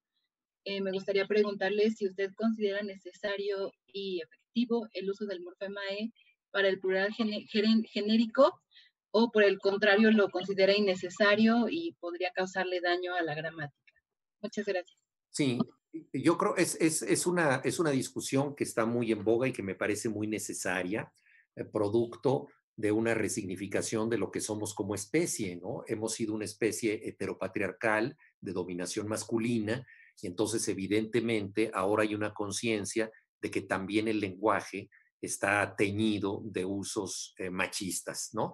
El lenguaje, hay que decirlo, opera de manera muchas veces errónea en el sentido de que utilizamos expresiones que no necesariamente tienen que ver con lo que nosotros estamos diciendo. Por ejemplo, hablamos de un tumor benigno cuando deberíamos decir que es un tumor inocuo, porque no es así, ay, qué beneficio, tengo un tumor que me ayuda, no te ayuda, simplemente no te hace daño, ¿no? Hablamos de ensaladas orgánicas como si las demás ensaladas fueran de plástico. En realidad nos referimos a que no tienen fertilizantes. Decimos que alguien, por ejemplo, es un vándalo y no nos damos cuenta de que estamos ofendiendo a un pueblo germánico que eran los vándalos, ¿no? Lo cual es discriminatorio. Decimos que alguien con síndrome de Down es mongol y no nos damos cuenta que estamos ofendiendo a un país. Entonces, el lenguaje está lleno de errores, ¿no? Entonces, parte de estos errores es el uso, digámoslo así, impositivo de fórmulas masculinas, ¿no? Entonces eso creo que es un error, pero ha sido un error comunicacional que ha tenido, por supuesto, su función. ¿Esto se debe cambiar o no se debe cambiar? Bueno, yo creo que la discusión fundamental es quién es el dueño del lenguaje. El dueño del lenguaje no son las academias, es el pueblo. El lenguaje es generado por el uso. La mayor gramática de nuestro idioma ha sido una mujer, María Moliner. Y María Moliner es la única mujer que en solitario, ella hizo un diccionario por su cuenta. Nunca fue admitida en la Real Academia Española por machismo, y además porque era autodidacta. Entonces no tenía los créditos, los títulos para entrar a la academia y sin embargo hizo el mejor diccionario que existe desde el punto de vista del uso, porque ella dijo, el dueño es el pueblo, por lo tanto voy a hacer un diccionario determinado por el uso, no lo que se debe decir, no la ilusión de los gramáticos, sino la realidad del pueblo. Yo creo que la lección de María Moliner es importantísima. Entonces, es el pueblo el que va a decidir, por ejemplo, si vamos a decir chicos, chicas y chiques, o en el futuro vamos a decir ya solamente chiques, ¿no? No sabemos. O bueno, chicas cuando todas son mujeres y chicos cuando todos son hombres. Esto lo va a determinar el uso. Y yo creo que eso es importante y que debemos aceptarlo así. Creo que lo que es muy grave es hacer un uso incluyente por decreto. O sea, cuando un político, Vicente Fox, empezó con esto, dice, bienvenidas y bienvenidos a este lugar, espero que ustedes estén contentas y contentos y que se sientan estimuladas y estimulados. Digo, ese es un lenguaje totalmente absurdo, robótico, que simplemente impide la comunicación, ¿no? Entonces, yo creo que debemos buscar usos que sean más eficaces. Creo que es muy importante, de entrada, desmasculinizar el lenguaje. Creo que hay muchas expresiones que tienen que ver y que algunas de ellas son hermosas. Por ejemplo, a mí me gustan expresiones como si un locutor de fútbol hablaba del fútbol como el juego del hombre, ¿no? Y era una expresión muy hermosa, el juego del hombre. Bueno, pues, o la provincia del hombre, es un título de Elías Canetti, es un título hermoso, pero creo que hoy en día la palabra hombre muy fácilmente podemos decir persona, muy fácilmente podemos decir ser humano, o sea, podemos desmasculinizar el lenguaje en muchos niveles, ¿no? Entonces podemos hablar de patria, pero también podemos hablar de matria. Y a mí la categoría de matria me parece muy interesante porque yo creo que la patria tiene que ver más con un sentido de sociedad, decretos y próceres, y la matria tiene que ver más con una comunidad, más con los afectos, con otras cosas. Podemos empezar a usar más estas palabras. Entonces, yo estuve en el equipo de ciudadano que redactó la propuesta de la Constitución de la Ciudad de México. Entonces, uno de nuestros grandes predicamentos era tratar de escribirla en un lenguaje que fuera respetuoso, ¿no? De la diversidad de género, ¿no? Y también el transgénero. Entonces, bueno, tratamos de desmasculinizar el lenguaje en lo posible. Pero vuelvo a lo mismo, este ejercicio que creo que lo debemos hacer entre todos, será provechoso en la medida en que lo pongamos en la práctica y cambiemos el uso, ¿no? Hay otras fórmulas que a mí no me gustan, por ejemplo, el nosotros, poner en vez de nosotros o nosotras o nosotres, poner una X. Yo creo que las formas gráficas son discriminatorias porque el lenguaje debe ser oral. El lenguaje empieza siempre como oralidad y no debe estar circunscrito a la escritura. Entonces, poner una arroba o poner una X me parece que discrimina la expresión más normal, que es la oralidad. Entonces, yo prefiero nosotres, ¿no? Y a mí me parece una expresión divertida, me parece una expresión útil y me parece que si esto prende, habremos cambiado el lenguaje. Si no, pues bueno, se encontrarán otras fórmulas de irlo cambiando, pero también tengo una preocupación. Tengo la preocupación de que seamos capaces de cambiar el lenguaje, pero no la realidad. No sería la primera vez que esto sucediera, ¿no? Cuando se mata a un soldado y lo matan sus propios compañeros, se dice que fue fuego amigo, ¿no? A los cadáveres que se encuentran todos los días de los migrantes del otro lado de la frontera, le dicen el conteo de cuerpos, no hablan de cadáveres, el conteo de cuerpos. Y así sucesivamente. Hay expresiones eufemísticas, ¿no? Para decir cosas sin cambiar la realidad. Entonces, yo creo que lo que es importante es cambiar la realidad. Lo que es importante es que la inclusión de las mujeres sea real, ¿no? Y que esto sea tangible, ¿no? No que se cambie el lenguaje y se preserve el machismo en todos los ámbitos en donde está dominando. Entonces, yo creo que también esa es una reflexión importante que debemos hacer. No basta cambiar las palabras para cambiar la realidad. Muchas gracias. Y dado el tiempo, vamos a pasar a una última pregunta. Cristóbal, por favor, adelante. Muchas gracias. Soy Cristóbal Mesa Alonso de la licenciatura en teatro. Muchas gracias por esta plática, ha sido muy enriquecedora. Y rescatando dos cuestiones que usted mencionó en esta parte que mencionaba, cuando estás escribiendo muy contento y eso sale mal, y también de lo de las limitaciones que te ayudan a no desbordar.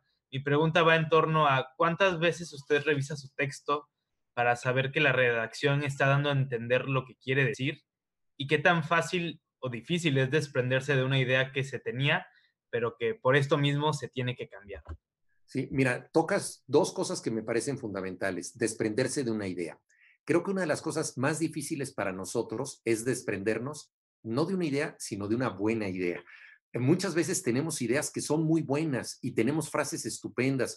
Tú en el teatro probablemente un par de parlamentos sensacionales que son extraordinarios y que piensas que se le van a quedar en la mente a la gente, pero que no tienen que ver con lo demás. Entonces, prescindir de lo valioso, pero que no tiene que ver con el material, es una de las cosas más difíciles y creo que es y dolorosas, pero es algo que debemos aprender. Por eso al principio decía esta cosa un tanto esotérica que parece el material tiene su propia dinámica, su propia lógica. Por ejemplo, Julio Cortázar escribió su novela Rayuela a partir de un capítulo que para él era como un mandala en donde estaba el mapa de la novela y de ahí iba a salir todo, ¿no? Y fue el primer capítulo y escribió la novela como de 400 páginas. Cuando la terminó, se dio cuenta de que solo sobraba una cosa, el primer capítulo. O sea, era como el manual de instrucciones para la novela que había tenido que escribir a sí mismo. Entonces, eso es una de las cosas más difíciles, pero ahí se necesita valentía, que ese es también, yo creo, que otro de los sellos de la creatividad artística, la valentía. O sea, el descaro para romper un molde, el atrevimiento, el decir, pues esto no se ha hecho, yo lo hago, o esto yo no lo debería hacer, se van a enojar mis tías de Puebla porque van a decir que soy un perturbado mental porque estoy diciendo unas cosas terribles y ellas son tan decentes y qué van a decir de mí. Tenemos que romper con esto, con estos prejuicios, con estas cosas y entonces, pero la mayor valentía es prescindir de cosas que nosotros hicimos, que están bien, pero que no caben, sencillamente no caben. Yo creo que eso es muy importante. Y me preguntabas también, me parece, de la felicidad al escribir, o ya se me fue la otra onda. De la revisión, ¿cuántas veces revisa? Bueno, sí, mira, la verdad es que no hay un secreto, ¿no? No hay un secreto en la revisión y nunca sabes cuántas veces debes revisar. Te cuento un par de anécdotas. Yo trabajaba en una revista de música, era jefe de redacción de la revista Pauta, que dirige hasta la fecha el compositor Mario Lavista, y publicábamos poemas sobre música. Y en una ocasión, esto era antes de internet y cuando se hacían copias al carbón, pero no todo el mundo tenía el cuidado de hacerlas, se me perdió un poema del poeta Antonio del Toro y me dio una pena terrible porque no lo encontraba por ningún lado y ya estaba yo en la imprenta y desde la imprenta le hablé y le dije, oye Antonio, fíjate, te pido disculpas, es una vergüenza, pero se me perdió tu poema y ya vamos a entrar a imprenta. Entonces me dijo, no te preocupes, me lo sé de memoria. Y me lo dictó, lo anoté y lo publicamos. Meses después, de pura casualidad, como suele pasar entre mis papeles revueltos, encontré el poema. Y por pura curiosidad cotejé el poema original que me había mandado con el poema que publicamos. Y en la revisión mental del Toro le había quitado 3 palabras. Y había mejorado mucho el poema, porque esas 3 palabras sobraban. Entonces su memoria decantó lo importante y dejó fuera lo prescindible. Y a mí eso me sirvió de lección. Yo dije, tenemos que revisar el texto muchas veces porque si vemos las palabras, muchas veces creemos que son necesarias. Entonces también muchas veces es bueno como revisar de memoria. No te puedes aprender de memoria un cuento, un capítulo de novela, pero tratar de recordar lo esencial y luego releer después de haberlo dejado un tiempo reposar con cierta distancia, releerlo y vas a ver que sobran cosas. Y otro ejercicio muy importante de la reescritura, que yo creo que está en peligro de extinción como el tigre blanco, y está en peligro de extinción porque la computadora nos pone frente a un recurso muy veloz, muy útil, pero también muy peligroso. Cuando nosotros queremos quitar una palabra que no nos gusta en un texto, hoy en día en el procesador de palabras seleccionamos esa palabra y la cambiamos. En las máquinas de escribir de antes, tenías que pasar en limpio, y para pasar en limpio tenías que pasar toda la página. Bueno, cualquiera de ustedes que haga este ejercicio, una palabra no les gusta en un texto, en vez de cambiar esa palabra, borrar, bueno, imprimes eso para tenerlo, tienes un respaldo de esa página, tienes un respaldo, pero luego vuelves a redactar toda la página, la vuelves a copiar. Estoy absolutamente seguro que ustedes, yendo hacia la palabra que van a cambiar, al tener que reescribir toda la página, activan reacciones que no tenían pensadas y no cambian una, cambian 5 palabras. Es decir, repetir te pone en contacto con el material de otra manera. Es el momento en que piensas con las manos, no con la cabeza. Es algo que parece muy esotérico, pero es real, ¿no? Algunos escritores, Lobo Antunes, por ejemplo, Antonio Lobo Antunes, el escritor portugués, dice, hay que escribir desde el cansancio para que sea la mano la que escribe y ya no la cabeza, porque entonces te dejas llevar de otra manera, ¿no? Y eso solo se da en el contacto casi sensible con las palabras. Hay un poema del escritor español Gerardo Diego que ilustra esto de manera maravillosa. Son estos versos. Dice, son sensibles al tacto las estrellas, no sé escribir a máquina sin ellas. Son sensibles al tacto las estrellas, no sé escribir a máquina sin ellas. O sea, cuando estás escribiendo a máquina, es como si entraras en contacto con las estrellas y son sensibles y te dictan algo. Entonces, una técnica muy buena es repasar todo lo que crees que está bien y no está bien, pero solo con las yemas de los dedos lo vas a detectar. Ahora, ¿cuántas veces? Gran pregunta. Eso es como el número de Dios, ¿no? De una novela. Depende del texto, ¿no? Yo soy muy supersticioso. Entonces, el número 7 para mí, que es muy cabalístico, me parece decisivo. Entonces, generalmente yo una novela la escribo como 7 veces, pero no quiere decir que escriba todo 7 veces, pero por lo menos son 7 versiones, ¿no? Las que yo tengo, y tengo 7 lectores, porque como les decía, es muy importante el feedback, no necesariamente escritores, gente que te dice cosas que a ti te pueden parecer sugerentes. Ese es un número que a mí me parece mágico, pero que quizá es solo una superstición, pero hay grandísimos escritores que reescriben poco. Por ejemplo, uno de ellos era Cervantes. De Cervantes no se conocen borradores del Quijote, es como una primera versión y pues no le quedó nada mal.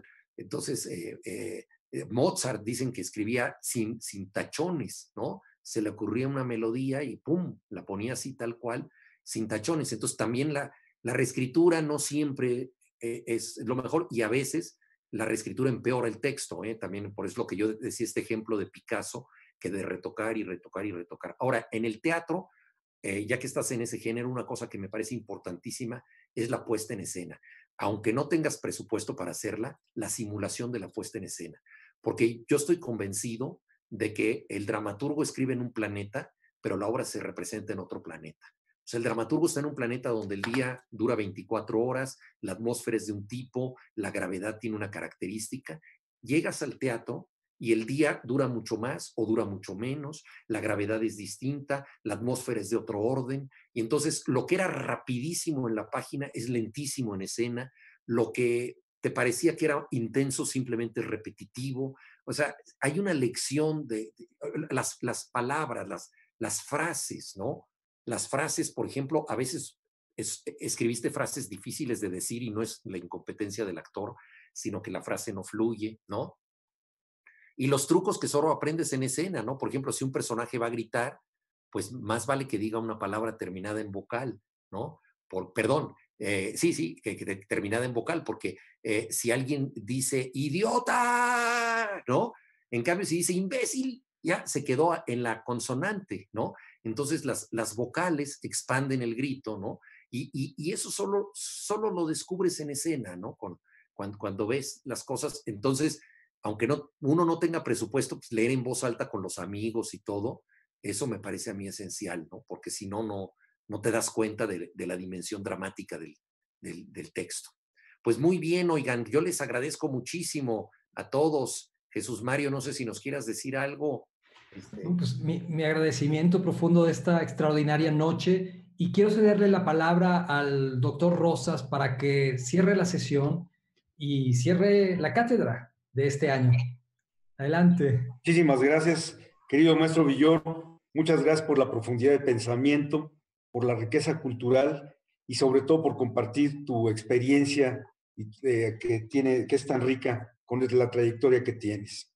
Yo quisiera decir que para cerrar la cátedra, agradecerle a cada uno de los que participaron, el maestro Jan Hendricks, Enrique Norten, el arquitecto, Graciela Iturbide, Arturo Márquez, el compositor, Claudia Lavista, bailarina y coreógrafa, el maestro Fernando Lozano, director de orquesta, el maestro Luis de Tavira, Rafael Lozano Gemer, y hoy cerramos, como diríamos coloquialmente, con broche de oro, con el maestro Juan Villor. Creo que lo que hay que manifestarles a todos y cada uno de ellos, y qué bueno que Juan esté presente, es el agradecerles la confianza que han tenido en la Universidad de las Américas Puebla. Cuando les invitamos a todos y cada uno de ustedes a participar en este ejercicio interdisciplinario con los chicos de danza, teatro, literatura, arquitectura, diseño, que es una experiencia fantástica, todos aceptaron, lo cual es evidentemente agradecerles a nombre de la Universidad de las Américas el que hayan participado con nosotros. Y decir que, aunque los números a veces no significan mucho o pueden significar todo, a lo largo de estas 9 sesiones hemos tenido más de 40,000 asistentes y repeticiones de las conferencias, que es un número, yo creo que para un ejercicio académico muy importante, más los que se hayan acumulado en la sesión de hoy con el maestro Villor. Yo pienso que los alumnos, sobre todo, pueden repetir cada una de las intervenciones. La complejidad y la riqueza del pensamiento de todos y cada uno de los que han pasado, de los 9 grandes creadores que hemos tenido, del México contemporáneo, vale la pena repetir. No solo los alumnos, todos nosotros, el volver a ver cada una de las conferencias. Cada quien nos compartió de la mejor manera su experiencia, su visión del mundo, su creatividad, y son disciplinas muy distintas. Entonces yo creo que el hecho de repetir, el volver a ver las conferencias será profundamente útil. Yo diría además que el haber conjugado a estos 9 creadores no es fácil, porque cada uno de ellos tiene una agenda muy compleja, cada uno de ellos, y sin embargo se adaptaron a los horarios, a los días, y nosotros también con ellos. Voy a usar una palabra que es muy trillada y a veces ya muy poco valiosa en cierto sentido, pero que creo que es vigente. Esta cátedra para la vida cultural, no solo de la universidad, sino de nuestro país, es un hecho histórico por haber reunido a 9 de los grandes creadores del México contemporáneo. Es prácticamente irrepetible el poder tenerlos a todos juntos. Por eso digo que esta cátedra de la Universidad de las Américas se vuelve, insisto, no solo para la universidad, sino para la vida cultural y académica de México, un hecho histórico. Y yo diría que tradicionalmente yo debí de haber dicho que aquí se cerraba la cátedra. Agradecerle al rector Luis Ernesto Derbez Bautista, nuestro rector, que desde el primer día estuvo apoyando por completo la realización de la cátedra. Y yo diría, la cátedra aquí no se cierra, porque tenemos la magia de haber sido grabados. Y la cátedra seguirá siempre cada vez que alguien consulte o vea una de las conferencias. Por lo tanto, formalmente se cierra, pero yo creo que no se cierra. Queda abierta a la curiosidad, como dijo Juan, al espíritu de búsqueda, a la reflexión y al entender y desmenuzar lo que cada uno nos dijo. Sobre el contacto personal, el primero fue Jan Hendricks, que lo tuvimos aquí. Hablé con él al otro día en la mañana y me dijo algo que se ha repetido en todas las ponencias. Nada sustituye el trato personal. Totalmente de acuerdo que nada sustituye el trato personal. Pero le dije a nuestro muy querido amigo Jan Hendricks, le dije, pero tuviste más de 3,000 audiencias, de personas de audiencia, y de varios estados de la República, Guadalajara, Oaxaca, la Ciudad de México, etc. Eso es imposible realizarlo en una conferencia presencial. Una conferencia presencial con 100, 200, 300 personas, y es un éxito. Pero con más de 3,000, ¿de dónde lo hacemos? Entonces yo pienso que a pesar de lo difícil, dramático, duro, triste que ha sido la pandemia, también nos ha abierto nuevos horizontes, como este, por ejemplo, ¿no? Entonces, por eso digo, la cátedra no se cancela. Nos veremos en próximas ediciones. Nos encontraremos con estos alumnos próximamente y con otros creadores en el marco de la Universidad de las Américas Puebla. Pero la cátedra no se cierra porque las voces, las imágenes, las ideas, los sentimientos y las emociones que cada uno nos transmitió queda para siempre nuestra memoria. Muchísimas gracias. Gracias, queridísimo Juan, por tu presencia. Gracias a ustedes. Hasta luego. Muchas gracias, querido Moisés. Gracias. Gracias. Con esta sesión damos por terminado el ciclo de conferencias de la Cátedra de Artes UTLAB. A nombre de la Universidad de las Américas Puebla, agradecemos a todos por su presencia y participación. Les deseamos una excelente noche.